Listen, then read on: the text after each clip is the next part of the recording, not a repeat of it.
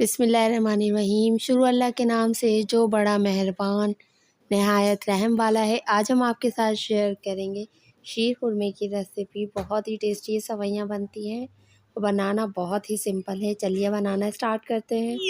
सबसे पहले हमने अपने पतीले के अंदर 2 चम्मच देसी घी ऐड किया है। आप चाहें तो कोई भी वेजिटेबल घी ऐड कर सकते हैं। साथ में हमने रोस्टेड सवैयों का इस्तेमाल किया है। 1 पैकेट लिया है हमने। अब इसको घी के अंदर मज़ीद 2 से 3 मिनट इसको रोस्ट करेंगे, जब तक इसके अंदर से अच्छी सी स्मेल ना आने लगे। 2 से 3 मिनट इसको हो चुके हैं, काफ़ी अच्छे से रोस्टेड हो चुकी हैं।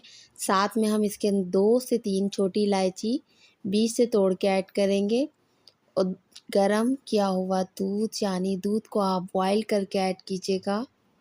चाहें तो आप कोई भी मिल्क ऐड कर सकते हैं, चाहें तो पाउडर का दूध भी इस्तेमाल कर सकते हैं।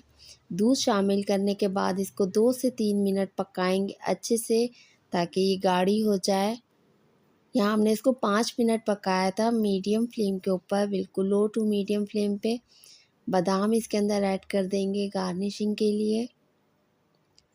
बहुत टेस्टी और यमी सा फ्लेवर आता है। अब इसके अंदर चीनी ऐड करेंगे। 1 किलो दूध का बना रहे हैं तो तकरीबन 250 ग्राम चीनी ऐड करेंगे। अगर मीठा कम पसंद करते हैं तो 200 ग्राम ऐड कर लीजिएगा।